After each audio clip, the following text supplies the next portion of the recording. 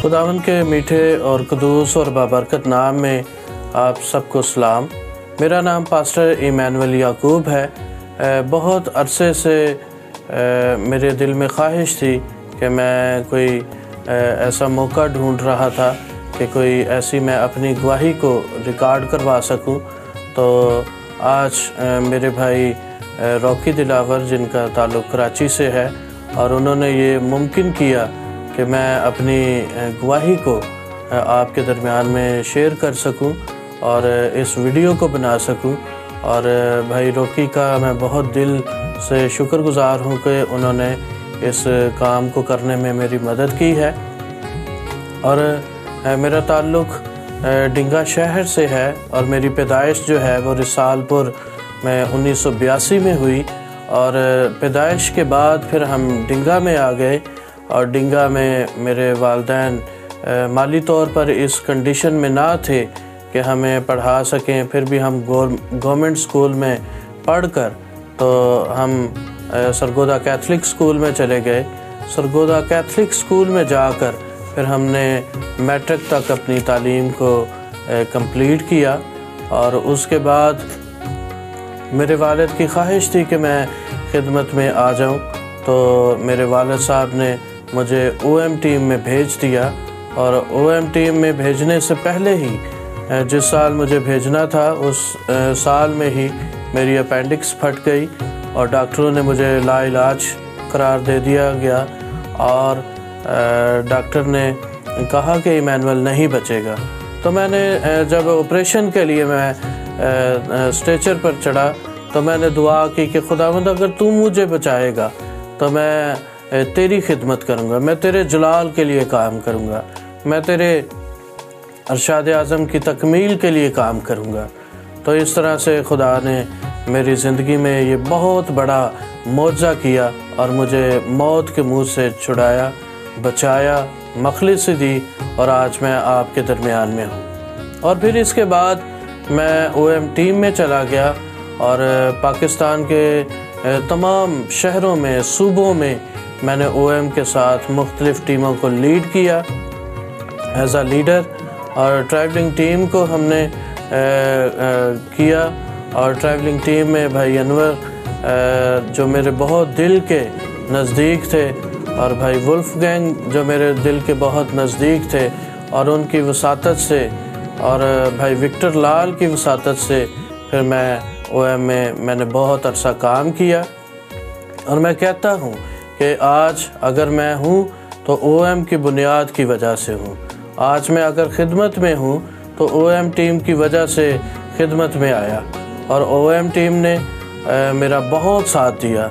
और पास्टर फ़याज़ अख्तर जो ओएम में थे, उन्होंने भी मेरी बहुत तरबियत की और मुझे बहुत मोहब्बत दी। और भाई अनवर ने बहुत मोहब्बत दी, भाई विक्टर ने और भाई वुल्फ गैंग ने बहुत मदद की और मेरी ज़िंदगी को संवारा, निखारा और आज मैं खिदमत में हूँ। और ओएम के अरसा में 4 साल में मैंने पूरे पाकिस्तान में 4 सूबों में काम किया और हर शहर में, हर सूबे में मैंने खिदमत के काम को सर अंजाम दिया। और सबसे बढ़ कर के हम सफ़र में ही रहते थे और मैं ये सोच भी नहीं सकता था कि मैं पूरे पाकिस्तान का सफ़र करूँगा और पूरे पाकिस्तान को देखूँगा। और मैंने पूरे पाकिस्तान को देखा और मैंने ऐसे मनाज़र देखे जो मेरी सोच से भी बालातर हैं। और ओएम के बाद फिर ओएम ने मुझे एफसी बाइबल कॉलेज में भेज दिया। वहाँ से मैंने एफसी बाइबल कॉलेज किया और उसके बाद खुदा ने ख्वाब रोया में मुझे 5 लोग दिखाए। और 5 लोग, ये मुझे नहीं पता था कि वो 5 लोग जो हैं वो कहाँ पर हैं। फिर खुदा ने मुझे घोटकी शहर में ले गया ओएम के दौरान। तो फिर मुझे वही वाक़या दोबारा याद आया बाइबल कॉलेज में। और मैं फिर ओएम टीम के लोगों से मैंने कहा, भाइयों से कहा कि मुझे वापस घोटकी में भेजा जाए। और फिर उन्होंने मुझे घोटकी में भेजा और 10 साल मैंने घोटकी में काम किया। और 10 साल के दौरान जब मैं नया गया तो वहाँ घोटकी में मेरा कोई जानने वाला नहीं था, पहचानने वाला नहीं था। और पास्टर यूसुफ के पास गया तो पास्टर यूसुफ का रवैया जो था वो बहुत ख़राब था। फिर मैंने अलग काम करना शुरू किया। मैं 15 दिन फुटपाथ पर रहा और 15 दिन फुटपाथ पर रहने के बाद मैंने एक पेड़ा 24 घंटे खाता था और उसी से मैं अपना पेट भरता था। और कबीलों में मैंने खिदमत का आगाज़ किया। कबीलों में मैंने तालीम बालगा पढ़ाया और तालीम बालगा पढ़ाने के बाद मैंने उन्हें स्कूलों में दाखिल करवाया और आज वो FA की तालीम को कंप्लीट कर चुके हैं। और कबीलों में बहुत सारे कबीले हैं जिनमें से एक भील कबीला है जिन लोगों को लोग पसंद नहीं करते। वो इसलिए पसंद नहीं करते क्योंकि वो लोग जो हैं वो बाज़ारों में मांगते हैं और बाज़ारों में मांग कर तो अपना गुज़र बसर करते हैं। और ऐसे लोगों में मैं गया और वहाँ पर अंजील की मनादी की, अंजील के पैगाम को सुनाया, उन्हें तालीम बालगा पढ़ाया और आज वो FA की तालीम से मुस्तफ़ीद हैं और FA की तालीम को वो हासिल कर चुके हैं। और फिर मारवाड़ी कबीले में, भील में, बागड़ी में और इस तरह ओड कबीले में मैंने खुदा के काम को सरअंजाम दिया। तो जब मैं घोटकी में गया तो मैं जब फुटपाथ पर सोता था, रहता था और वहाँ पर क्या हुआ, फिर एक भाई मुझे मिला और वो अपने घर में ले गया। उन्होंने कहा कि हमें कुछ नहीं चाहिए, हमें सिर्फ हमारे बच्चों को आप बाइबल पढ़ा दें तो ये हमारे लिए खुशी की बात होगी। तो उस भाई का नाम असलम था और एरीगेशन में वो रहते थे और उनके घर में गया और वहाँ पर क़याम करता और उनके बच्चे जो हैं वो भी मेरे साथ संडे स्कूल में कबीलों में जाया करते। और उसके बाद फिर एक रोशन भाई मिल गए और वो भी मेरे साथ खिदमत में इन्वॉल्व हो गए। और उसके बाद फिर मुझे आबिद भाई मिले और आबिद के बाद मुझे काशिफ भाई मिले, काशिफ के बाद फिर मुझे जबरान भाई मिले और इस तरह काम जो है वो बढ़ता गया। और जब काम बढ़ता गया और सारे पंजाबी कलीसिया भी जो है वो मेरे साथ मिल गई और हम खुदा के काम को बड़ी खुश असलूबी से कर रहे थे। और वो काम करने के बाद हमने बहुत कबीलों में सब ने मिलजुल कर हमने काम किया और हम अपने घरों से नए और पुराने कपड़े निकाल कर उन लोगों की मदद करते और उन्हें खाना भी खिलाते और उनके साथ हम क्रिसमस भी मनाते, उनके साथ हम ईस्टर भी मनाते और उनके बच्चों को हम पढ़ाते भी और संडे स्कूल भी करते और अंजील की उनमें मनादी भी हम करते रहे। और 10 साल के दौरान भी भाई रोकी मेरे पास आते रहे और हम यूनिवर्सल गॉस्पेल असेंबलीज़ के साथ, पास्टर डैनियल रफ़ीक के साथ और पास्टर हिस्कियल याकूब के साथ हम मिलकर खिदमत करते रहे। और फिर हमने पूरे सिंध में रिलीफ का काम किया। और 2010 में जब सैलाब आया तो जिन लोगों के पास गवर्नमेंट नहीं पहुंचती थी वहां हमने उन लोगों की हेल्प की और उन लोगों की मदद की और उन लोगों को हमने खाना खिलाया, उनको कपड़े पहनाए और उनकी मदद करते रहे। और इस तरह भाई रॉकी दिलावर भी हमारे पास आते रहे और हम हर साल 2 या 3 कन्वेंशनें करते और इस तरह लोग हमारे पास आते और खुदा के कलाम को सुनते, वर्शिप को सुनते और प्रस्तश से हम मुस्तफ़ीद होते। और इस तरह से हमारा काम जो है वो बढ़ता गया और अंजील की मनाती होती रही और बहुत से लोगों ने हमारे वसीला से यीशु को कबूल किया और शिफाएं पाई। और जब यीशु को कबूल किया तो 500 फैमिलीज़ ने जो कबीलों से हैं उन्होंने यीशु मसीह को अपना शख्सी निजात दहिंदा कबूल किया और तौबा की, बपतिस्मे लिए। और उन्हीं में से हमारे पास और भी भाई आए जो मैट्रिक पास थे, उन्होंने अपनी तालीम को किया हुआ था और हमने उन्हें बाइबल कॉलेज भेजा और उन्होंने बाइबल कॉलेज किया और आज वो अपने अपने कबीलों में खुदा के काम को सरअंजाम दे रहे हैं। तो मैं शुक्रगुज़ार हूँ खुदावन का कि उसने मुझे अपने जलाल के लिए इस्तेमाल किया। फिर एक रात मुझे ख्वाब आया कि एक कराची से तूफ़ान आ रहा है और मैं और एक और कोई शख्स है और हमारे सामने से गोल्डन ट्रेन आई है और उसमें से गार्ड निकला है और उसने कहा है कि इमैनुअल जल्दी से ट्रेन में आ जाओ, क्योंकि अगर नहीं आओगे तो हलाक हो जाओगे। तो मैंने कहा कि अभी तो मेरे बच्चे घर पर हैं और मैं नहीं आ सकता। तो उसने कहा कि आपके बच्चे तो वहाँ पहले ही पहुँच चुके हैं। तो फिर मैं उस गोल्डन ट्रेन में बैठ गया और जब वहाँ से आगे उतरा और वहाँ गार्ड ने मुझे कहा कि राइट जाके फिर राइट मुड़ना और सामने एक कमरा आएगा और उसमें आपने चले जाना है और वहाँ पर आपके बच्चे हैं। तो ऐसा ही हुआ और फिर वो बच्चे जब मैं राइट में मुड़ा फिर आगे राइट से मुड़ा और आगे मेरे बच्चे थे और निगत थी जो मेरी बीवी है। तो तीसरा शख्स जो मेरे साथ था ट्रेन में बैठा था वो वाज़े नहीं हुआ था। तो जब दाऊद की पैदाइश हुई तो फिर खुदा ने मुझे वो उस बात को वाज़े किया और वो तीसरा शख्स जो था जो हमारे साथ किया था वो दाऊद है। दाऊद मेरा बेटा है, दाऊद इमैनुअल, और वो अभी 5 क्लास में पढ़ता है।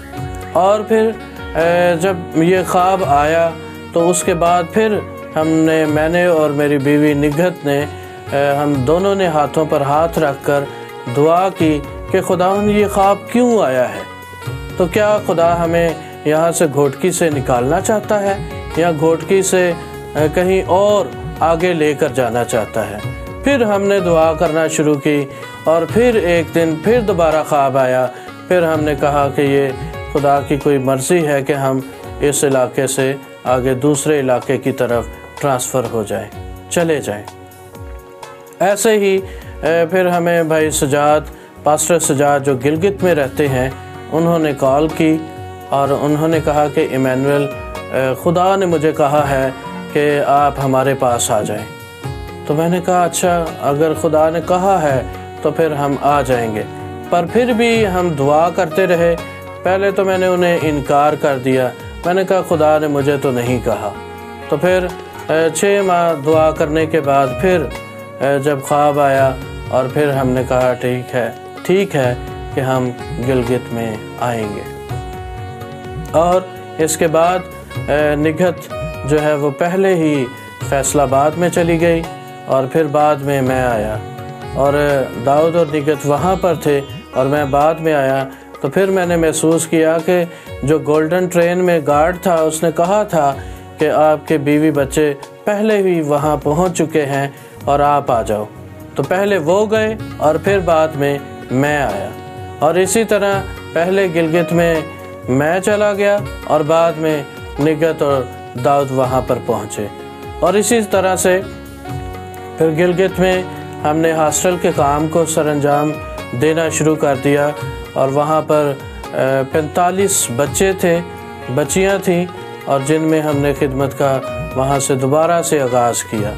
और गिलगित बल्तिस्तान में पास्टर सजाद ने हमें रिसीव किया और हमें एक हॉस्टल की खिदमत जो है वो हमारे सुपुर्द की और हमने उस खिदमत को बड़ी दयानतदारी से जान फिशानी से करना शुरू कर दिया। और फिर हम खिदमत कर रहे थे। फिर पास्टर सजाद ने मुझे कहा कि मैं चाहता हूं कि आप चलास में भी अपनी चर्च की खिदमत के काम को भी सरअंजाम दें। तो फिर मैं चलास में भी एज अ पास्टर चर्च की खिदमत के काम को सरअंजाम देना शुरू हो गया और वहाँ पर भी जाना शुरू हो गया। और चलास में अभी भी मैं जाता हूँ और वहाँ खुदा के कलाम की खिदमत के काम को मैं सरअंजाम देता हूँ। और इसके साथ ही FGA के हॉस्टल को भी जो गिलगित में है उसके हॉस्टल को भी हम रन कर रहे हैं, चला रहे हैं और बच्चों की खिदमत के काम को भी साथ साथ कर रहे हैं। तो मैं बताना चाहता हूँ कि अगर हम एक बच्चे को तैयार कर लेते हैं, पढ़ा लेते हैं, तो हम एक ख़ानदान को तैयार कर लेते हैं। तो इस तरह से अगर हमारे पास मिसाल के तौर पर 30 बच्चे हैं या 45 बच्चे हैं, तो वहाँ पर हम 30 नहीं, 45 नहीं, बल्कि 45 ख़ानदान, 30 ख़ानदान हम तैयार कर देते हैं, ताकि वो अच्छी तालीम से नवाजे जाएं और फिर अच्छे ख़ानदान जो हैं वो तैयार किए जाएं।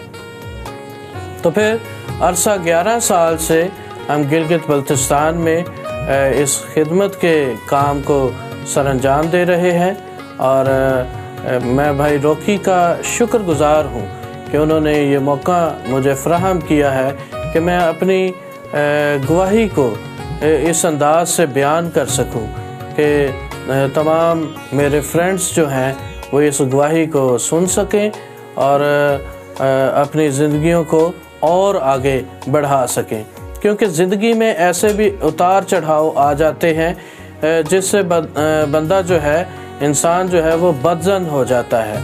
तो ऐसे ही हालात मेरी ज़िंदगी में पिछले साल भी आए और मैं बहुत अफसरदा हो गया, बहुत परेशान हो गया कि 2021 में अक्टूबर में और मेरे साथ बहुत सी मुश्किलात का मुझे सामना करना पड़ा और फिर भी मैं सरगर्म रहा, मैंने हिम्मत नहीं हारी। और मैं आने वाले दिनों में आप मेरा एक गीत भी सुनेंगे जो मैंने ख़ुद लिखा है और उसकी कंपोजिशन भी मैंने ख़ुद की है, और जिन हालात में से मैं गुज़र रहा था तो उसी हालात को मद्देनज़र रखते हुए मैंने उस गीत को भी लिखा, ताकि ना सिर्फ मेरी गवाही जो है वो आप तक पहुंच सके, बल्कि वो गीत जो है वो भी आप तक पहुंच सके कि जैसे भी मेरे हालात हों, मुझे यीशु को नहीं छोड़ना। तो गीत के बोल ये हैं कि जैसे भी हों हालात, तेरा साथ ना छोड़ूंगा। तो ज़िंदगी में हमारे जैसे भी हालात आ जाते हैं, हमें यीशु को छोड़ने की ज़रूरत नहीं, क्योंकि यीशु हमारे साथ है। वो हमें उठाता है, वो हमें बरकत देता है, वो हमें बुलंदियों की तरफ लेकर जाता है, वो हमें पस्तहाली से निकालता है, और इसीलिए उसने हमें गुनाहों से आज़ाद किया ताकि हम एक अच्छी ज़िंदगी गुजार सकें। और मैं पास्टर सजाद का भी शुक्रगुज़ार हूँ कि उन्होंने हमें गिलगित में रखा ताकि हम इस काम को सरअंजाम दे सकें। और मेरे वालिदैन जो अभी इस दुनिया में नहीं है, 2021 में मई 4 को मेरी वालदा फौत हुई और अक्टूबर 3 को नवंबर 3 को मेरे वालिद साहब फौत हुए। और मैं उनको भी बहुत मिस करता हूँ, क्योंकि उन्होंने भी हमारी ज़िंदगी को बहुत तराशा है, हमारी ज़िंदगी के हर एक पल में हमें गाइड किया है और उन्होंने हमें ज़िंदगी के हर एक पल में संभाला है। तो मैं अपने वालिदैन को भी एप्रिशिएट करता हूँ।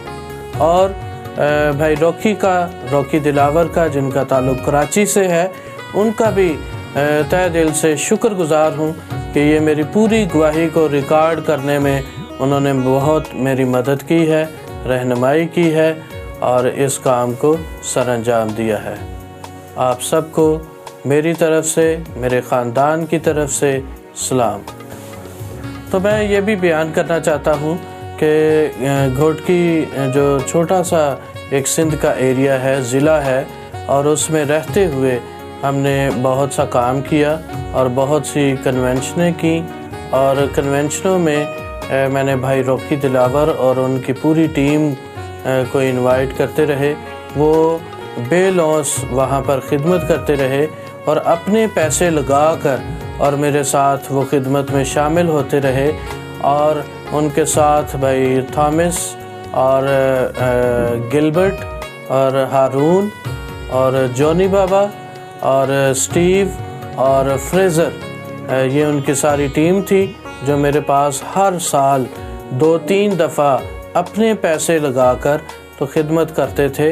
और मुझे खुशी है कि ना सिर्फ मैं जो मुख्तलिफ़ इलाक़ों से मुझे हदिया वगैरह मिलता और उसको मैं लगा कर तो उन कबीलों में खिदमत करता, तो इसी तरह भाई रॉकी और उनकी टीम जो है वो भी इसी तरह अपने पैसे लगाकर हमारे पास घोटकी आते रहे और लोगों में अंजील की बिशारत वर्शिप के ज़रिए से करते रहे, गीतों के ज़रिए से करते रहे, कलाम की वसीला से करते रहे।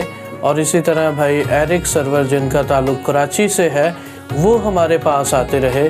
संडे स्कूल के वो बेहतरीन वो टीचर हैं और समझाने वाले हैं, अच्छे एक लीडर हैं। फिर उसके बाद भाई हिस्किल याकूब यहाँ पर आते रहे।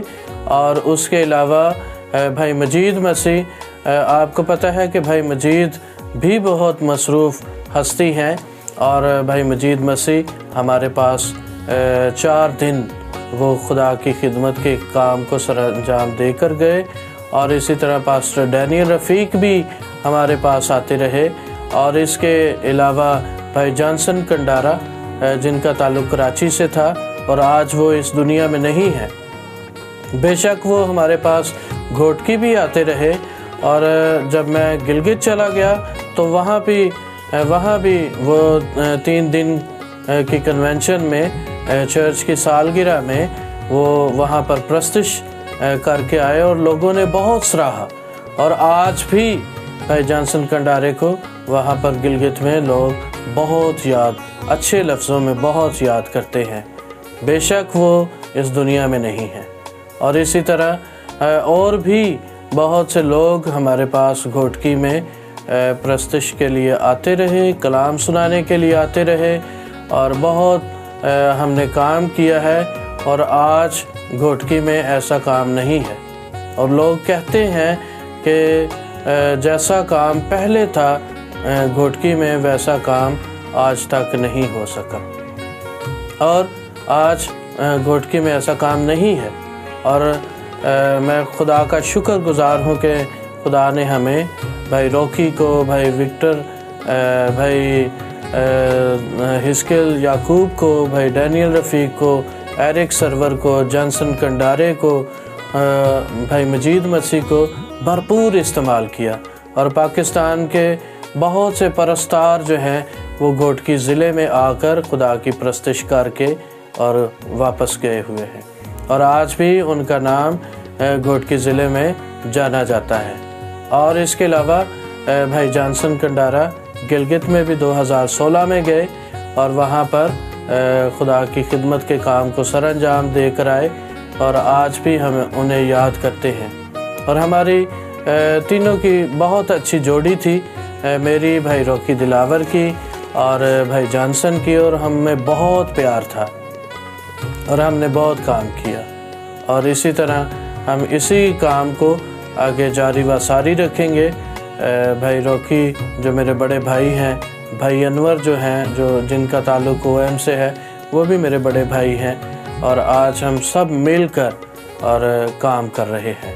और मैं अपने बड़े भाई चांद का भी, जिनका नाम यूहन्ना मसीह है, उसका भी, और छोटा भाई जो फादर है उसका भी शुक्रगुज़ार हूँ कि हम सारे भाइयों में कभी भी कोई लड़ाई झगड़ा नहीं हुआ और हम बड़ी खुशी से एक दूसरे के साथ रहते हैं और मिलते हैं, रफ़ाकत रखते हैं और खुदा के काम को हम करते हैं।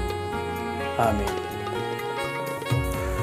तो घोटकी में ऐसा वाक़या भी हुआ कि मेरी मोटरसाइकिल जो है वो सिंधियों के हाथ में चली गई और वो गुम हो गई और 1 महीने के बाद वो हमें मिली और अच्छी हालत में मिली। ये बहुत अच्छी गवाही। आज भी वो मेरी मोटरसाइकिल 2006 से मेरे पास है।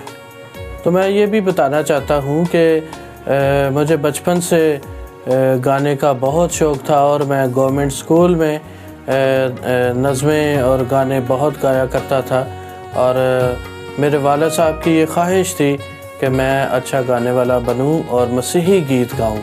तो वो चाहते थे कि मेरे बेटे की भी जो कैसेट है वो, क्योंकि उस दौर में कैसेट चलती थी जो टेप में लगाई जाती थी, और वो चाहते थे कि इमैनुअल की कैसेट भी हो।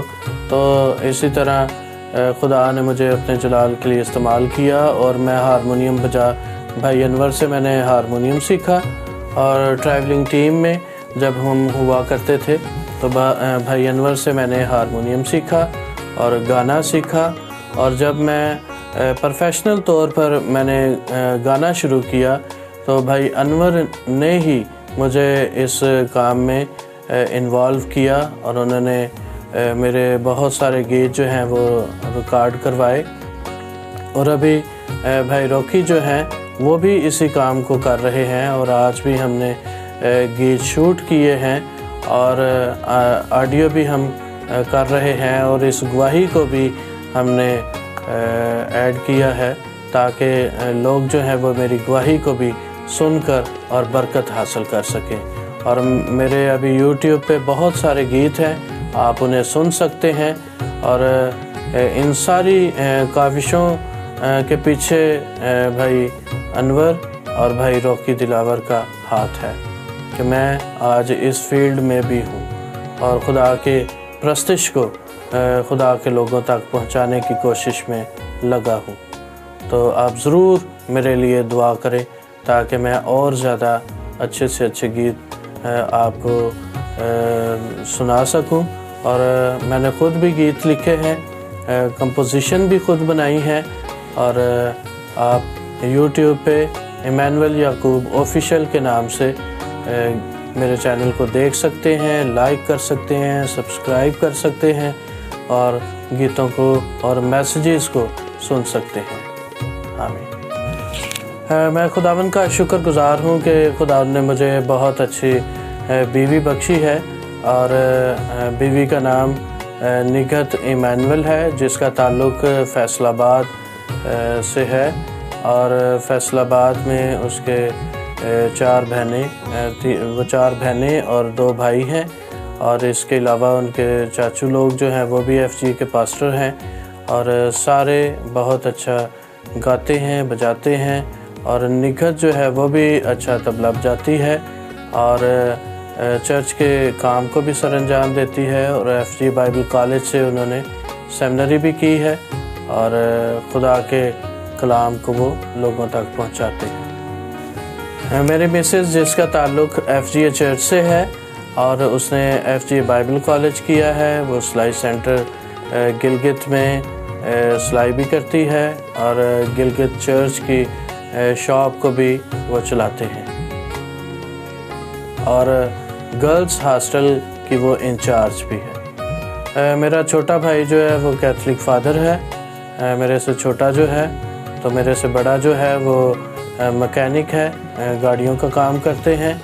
और इसके अलावा जो मेरी मिसेस के भाई हैं वो इंजीनियर हैं और इसके अलावा ATM मशीनों के इंजीनियर हैं और केमिकल इंजीनियर हैं। और इसके अलावा अनीता बशीर को आप जानते हैं, तबीता बशीर को जानते हैं, यशवा बशीर को जानते हैं और वो भी गाते हैं और बहुत अच्छा गाते हैं। और उज़िया इंद्रियास को भी आप जानते हैं और उज़िया इंद्रियास भी बहुत अच्छा गाता है। और इसी तरह कामरान और जैरी जो है वो इंजीनियर हैं ATM मशीनों के और प्रिंटर और इस तरह फ़ोटोकॉपियर मशीनों के। और इसी तरह वो भी खुदा के साथ बहुत सिंसियर हैं। और मेरे वालिद साहब जो थे वो आर्मी में थे और आर्मी में वो लेबॉर्ट्री में थे। और मेरी वालदा बिल्कुल नहीं पढ़ी हुई थी और उनका ताल्लुक़ सरगोदा शहर से सरगोदा गांव से था। और इसी तरह से वो उन्होंने हमारी बहुत तरबियत की और खुदा ने और ज़्यादा बरकत बख्शे। भाई रॉकी दिलावर का जिनका ताल्लुक़ कराची से है, उनका भी तहे दिल से शुक्रगुज़ार हूँ कि ये मेरी पूरी गवाही को रिकॉर्ड करने में उन्होंने बहुत मेरी मदद की है, रहनुमाई की है। और इस काम को सरअंजाम दिया है। आप सबको मेरी तरफ से, मेरे ख़ानदान की तरफ से सलाम। Thanks for watching. Like, comment, share with your love one. Do subscribe this channel. Thank you. God bless you. देखने का बहुत शुक्रिया। अगर आपको ये वीडियो पसंद आई है तो आप ज़रूर इसे लाइक करिए, कमेंट्स करिए, सब्सक्राइब करिए और बेल को ज़रूर प्रेस कीजिए ताकि हर नई वीडियो आने पर आपको पहले वीडियो मिल सके। शुक्रिया।